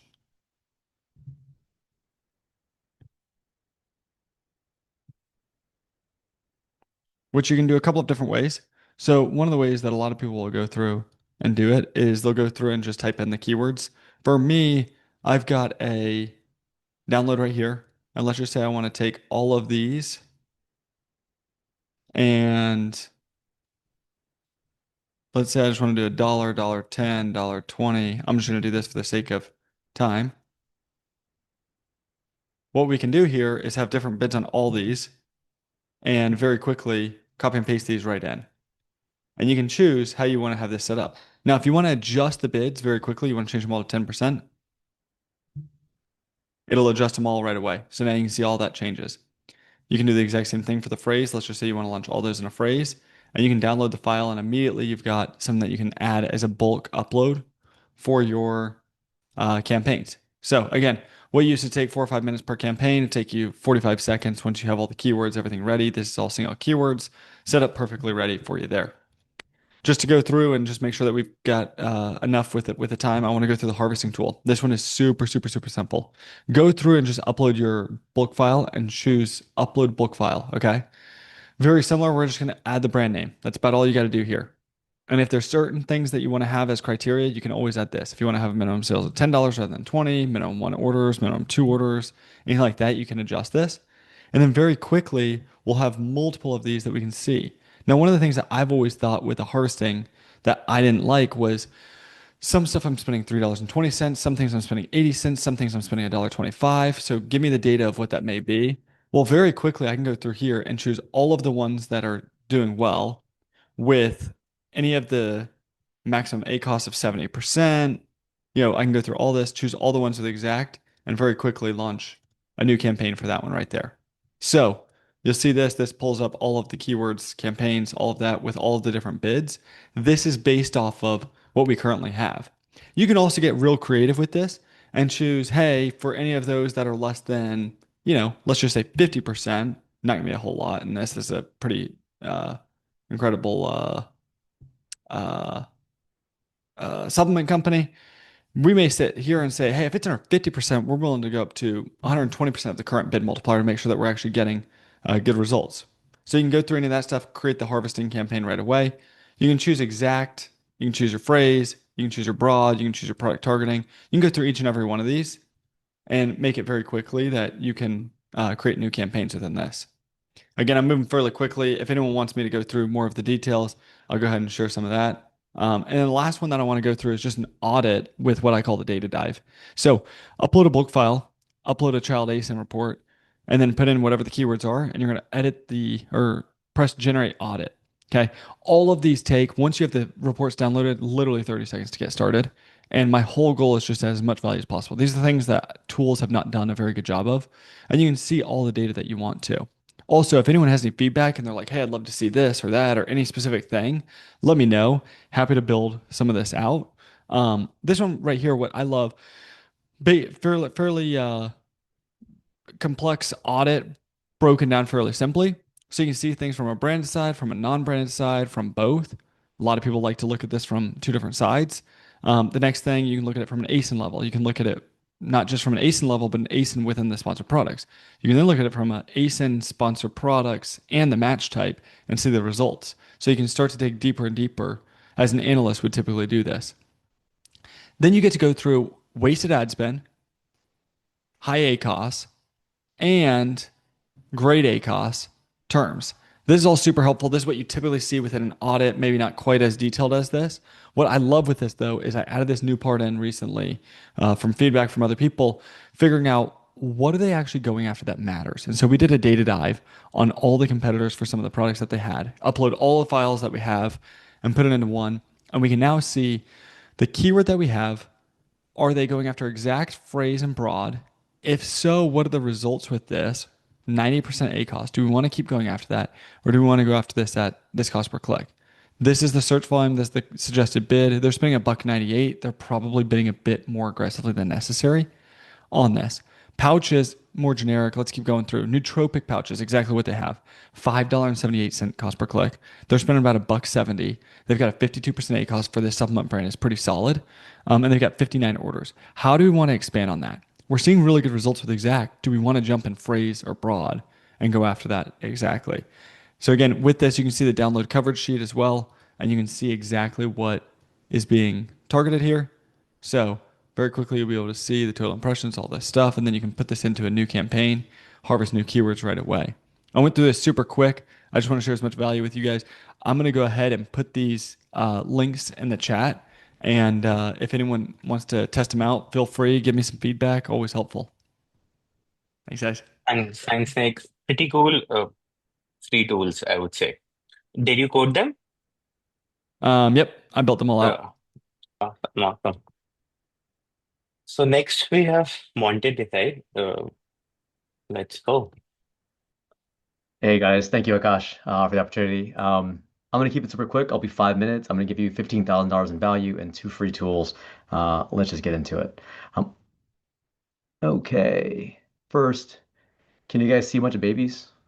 Yes. Okay, so the backdrop is Pixii is an AI designer for Amazon listings. Paste ASIN, get visuals in 2 minutes. I'll show you in just a second. Actually, let's just start that process now. So I'm going to work on this L'Oreal listing. I'm literally going to grab the URL. I'm going to go to, I'll go to listing builder here. Just paste in the ASIN and hit generate. What's going to happen? Pixie is going to read the reviews. It's going to study competitors. It's going to benchmark against top 5%. It's going to build a customer profile. It's going to understand the emotional needs behind your customers and therefore build a beautiful listing as well as a creative strategy in 2 minutes. In the meantime, let me show you some stuff that I just did today. That was palm olive, was that right? Some spices. Golf shoes is actually a Shopify listing, which we also now support, and we're adding Walmart and TikTok shop soon. So this is all about, we're speaking about automation, and so that's the reason I wanted to bring up the AI designer, baby seats. Let me just keep going here. Yes, that's it. That is A+ content. Lotion. Maybe something differently. Snow thrower. This one's awesome. And then let me actually see if I have Amazon listing mobile. Hi, Carrie, I know you're on the call. This is mobile Amazon listing, so it's a vertical layout. Okay, let's check up on our analysis. Still going. And I will keep flipping and just showing you some other stuff because it's visually very pleasing. Okay. Table tennis and an air mattress. While the listing is generating, I'm going to show you a couple tools that make Pixii quite special. So with Spot Edit, let's say the image is perfect, but not quite there. Let's add a dog. I don't know about you. I'm not really a fan of a dog sleeping in my bed, but a lot of my friends are. And if they went to stay at their friend's house, they would definitely want to bring their dog with them and have them on the air mattress. So let's give it a second. Just to make it a little more realistic, you want the listing to be as realistic as possible to hit the user in their emotional state. Okay, just to show you really quickly. All right, boom. Now let me pop out of there and cool. Now we were working on this L'Oreal shampoo and conditioner set. First things first, before we get the listing, there's a creative strategy. Who are your customer personas? What do the reviews say? What are the customer needs? What's your brand profile, your product details, your strategy? Look, I'm going super quick. You get the idea. If you've paid $1 million for an agency or even 5,000 for an agency, you've looked at something like this, I hope. And the visuals, right? So this is now we have a main image, before and after, the ingredients, the suds, how to apply. Let's add a couple things. Let's add Easter theme. Let's add a confident woman walking in the city. Let's add A+ premium. And let's give this a minute to cook here. There's one other feature I want to show you while we're waiting for those to generate. Let me just do that right now. This is called convert to layers. So I'm going to just click this button. I'm going to wait 20 seconds. And what it's going to do try its best to rip the text layers out of the image so that you can take full control like you're in Canva or Illustrator or Photoshop. Again, our core thesis is how do we make you more money in less time? And one of the things that burns a lot of your time is fighting AI prompting all day. So a robot should be handling things like, hey, can I just make this editable? So now with any AI image, and this could be something you made in Pixii or something anywhere else, you can also just take full control, use your brand font, change the colors. I mean, it's really, the world is your oyster there. Okay, so let's look at the prompts that I wrote here. So I wrote Easter, and now we have, oh man, purple Easter eggs. Beautiful, beautiful. Confident woman walking in the city. There she is. And it's defy humidity, so that's the key promise of this L'Oreal Iron Sleek shampoo. And then let's give it a second for A+ to come in as well.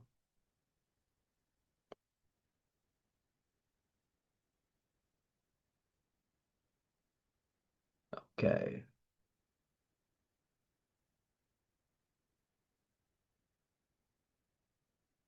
And then I'll show you a couple quick things, and then you'll have a couple coupon codes as well, and then some free tools.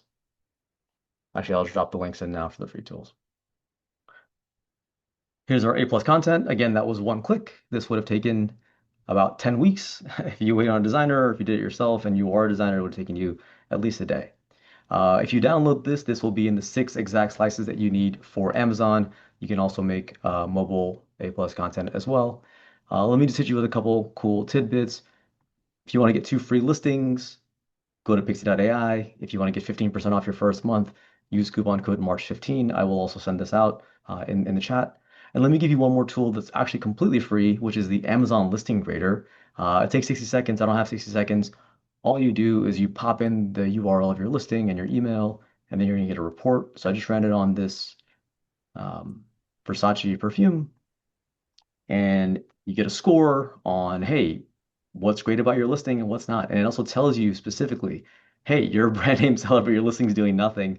And I think if you guys looked at this listing, you guys would all, as Amazon sellers and agencies and experts, agree that, hey, they're living purely off their brand. They can make so much more money if they just tried a little bit. And that's exactly what this little robot told us. Build a real gallery, rewrite the bullets, and also gives you a score. It gives you a detailed analysis, like a consultant would give you, again, in 60 seconds and completely free. Sweet, that's my time. I'm going to drop a couple links in the chat here just so you guys can go start making some more money. Perfect, perfect. Thanks, Monte. And just like a quick reminder, when you're sending these links, just remember to select everyone and not just host and panelists. Uh, Perfect. So thank you, everyone. We are at the end of the webinar, right? We're already overshot by 15 minutes. So feel free to ask questions. I do have a couple of questions to ask from panelists. So we'll probably take a couple of them. But say, if anyone from the audience, if you guys have questions, feel free to ask them. Right, so I'll start with Nenad. Hopefully I'm pronouncing it right. Right. So Good. I'm good. Oh, perfect. So my question to you is, right, with so many AI tools emerging, how should a Amazon brand decide what to automate versus what requires strategic oversight? So yeah, the base of my presentation was building a very strong systems, right, that worked very well. I would, because again, I know there were a lot of time then to try to expand this conversation. When you look at into those 3 biggest systems, conversion, demand, and operational, automate get the tools for the systems that actually are the strongest in your portfolio. So you have a very strong operational system set up. Use AI to actually automate it and amplify it rather than create more issues with the system that is not as strong. So I think that would be a fair answer. Automate first the things that are working really well. But I think makes sense, makes sense. Right, perfect. And I think the next one I have is for Nik Hall, right? So what's the biggest mistakes brand make when trying to handle themselves? Sorry, finish that last part one more time. Yeah, And what was it? yeah, the question was, what's the biggest mistake brands make when trying to handle themselves?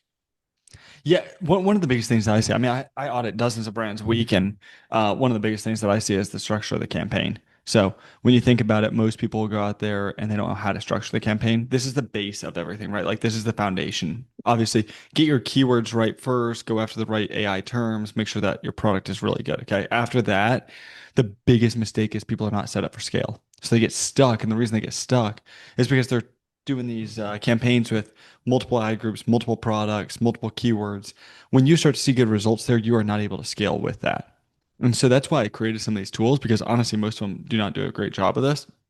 And so what we want to do here is do single campaign, single ad group, single keyword, single product as well, single match type, exact phrase, broad, whatever.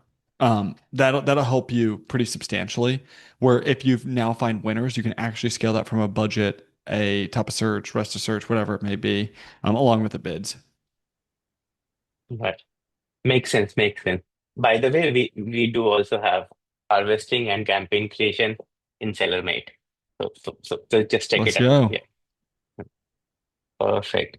And Jay, are you still there? Or did you just, you're still here? Oh, perfect. So I think the next one is for you. So you showed results using Nano Banana in AI Studio. Will this also work in Gemini? That's one. And the other is, does this only work for giftable products, or can it work for like any product category? I think you're on mute. You're not on mute, but we can't hear you. Can you hear me now? Yes. Perfect. Yeah, it's basically Nano Banana Pro, Nano Banana 2 or Pro. You can use it in every Nano Banana tool you want. I'm using AI Studio because it's free, but I also use it in Gemini. Yeah, you can use it anywhere. And it's not only for giftable items, you can use it for any lifestyle image. I believe that giftable item is a season, for example, Christmas. People changing it mainly for giftable products because if it's not giftable, it's not increasing the holiday, not increasing the sales. So that's why I said giftable. Makes sense. Makes sense. Right. And I think there's one more question for you where, say, if I keep changing my images every season, won't that confuse returning customers? Again, So the question for you is, so if I keep changing my images every season, won't that confuse returning customers?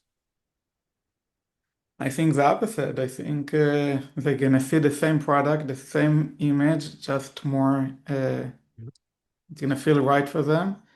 And it's like if you're going back to a mall again and again, you see different uh, windows. So yeah, I think it's the It opposite, should in not my be. opinion. Okay, Not be. perfect, perfect. There's one more for wins, right? So the question is basically AMC and DSP looks very daunting for someone who is just starting out, Yeah. right? So say if you have to maybe give him like a very easy advice for a beginner, what would be that advice? Or how could Yeah. someone say a smaller seller could get started without having to spend say thousands of dollars?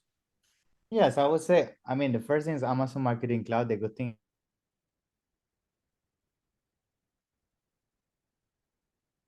I think we lost him.